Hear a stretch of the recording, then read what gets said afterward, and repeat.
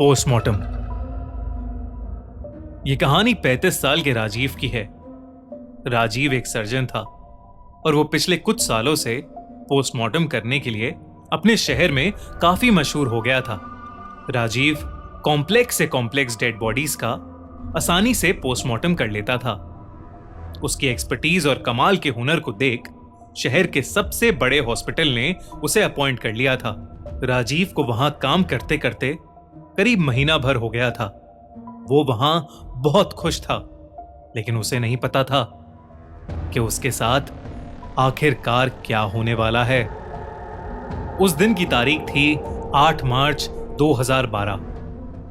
होली का दिन था और सब डॉक्टर्स मोस्टली छुट्टी पर थे और इसलिए हॉस्पिटल खाली पड़ा था। पर राजीव उस दिन हॉस्पिटल में ड्यूटी पर था।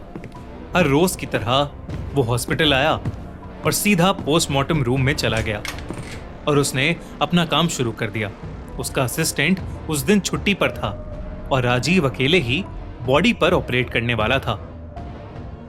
उसके सामने एक लड़की की भयानक बॉडी थी और उस लड़की का चेहरा इतनी बुरी तरह से जख्मी था कि राजीव से भी देखा नहीं जा रहा था।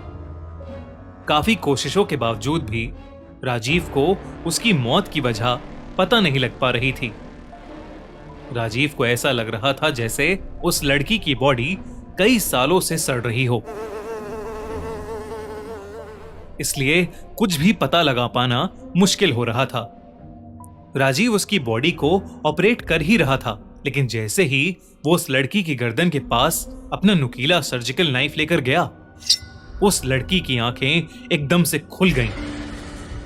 ये देखकर राजीव के हाथ से वो नाइफ गिर गया और वो तुरंत पीछे हो गया।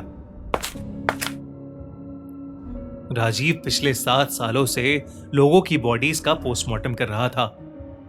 कई बॉडीज जिनकी हालत पुलिस भी नहीं देख पाती थी, उन्हें भी राजीव बड़ी आसानी से ऑपरेट कर लेता था। पर जो उसके साथ उस रात हुआ, वो उसने जिंदगी में पहले कभी एक्सपीरियंस नहीं किया था। कुछ दूर खड़े होकर वो बस उसकी बॉडी को घबरा कर देख रहा था। उस लड़की की आंखें अब बंद थीं और वो बॉडी एक लाश की तरह बस वहां पड़ी हुई थी। राजीव को लगा कि मरा हुआ इंसान कैसे अपनी आंखें खोल सकता है, तो उसने सोचा कि शायद ये उसका वहम होगा और उसने आगे जाकर फिर से अपना सर्जिकल नाइफ उठा लिया। राजीव ने उस लड़की की गर्दन में चाकू का ब्लेड घुसाया और उसकी खाल को गर्दन से नीचे चीरने लगा। लेकिन ऐसा करते ही उस लड़की की आंखें फिर एक बार खुली और दाईं से बाईं ओर घूमने लगी।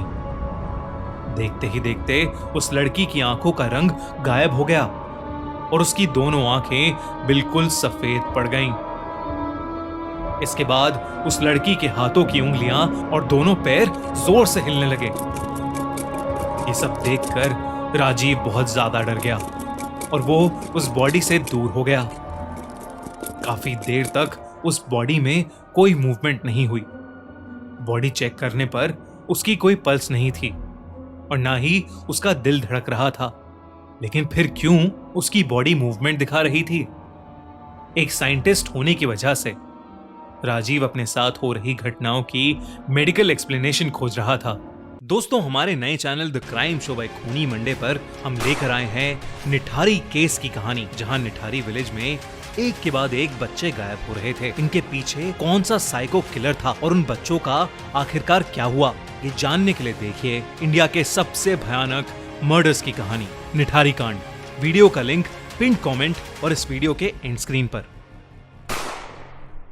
इसलिए उसने उस लड़की की फाइल को फिर से देखना शुरू किया। पर जैसे ही राजीव ने फाइल खोलकर उस लड़की का नाम ध्यान से पढ़ा और उसकी तस्वीर देखी, उसके रोंगटे खड़े हो गए और वो फाइल उसके हाथ से मानो उछल के कहीं दूर गिर गई।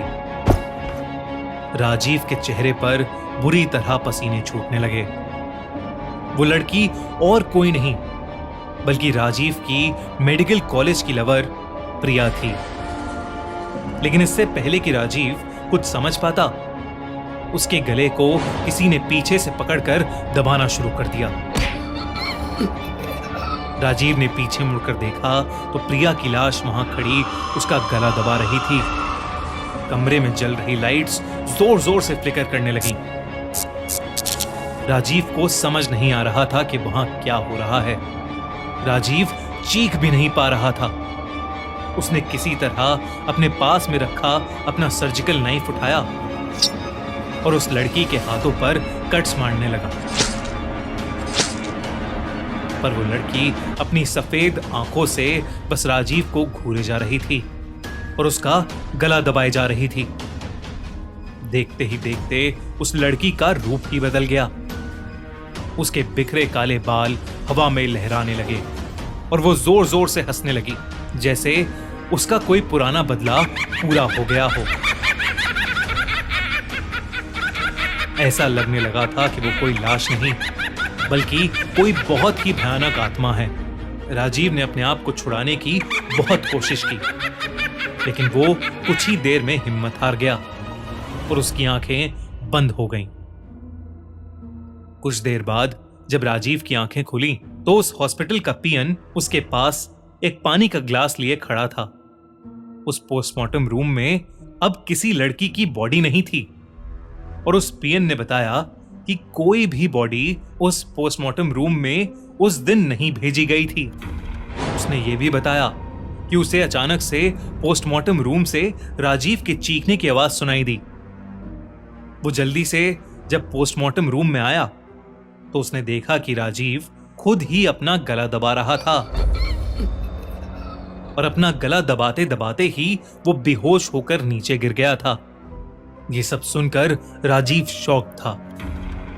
जब उसने प्रिया के बारे में रिसर्च की तो उसे मालूम पड़ा कि मेडिकल कॉलेज में एक लड़का प्रिया को प्रेग्नेंट करके उसे छोड़कर चला गया था, जिसकी वजह से प्रिया ने चलती ट्रेन के सामने आकर सुसाइड कर ली।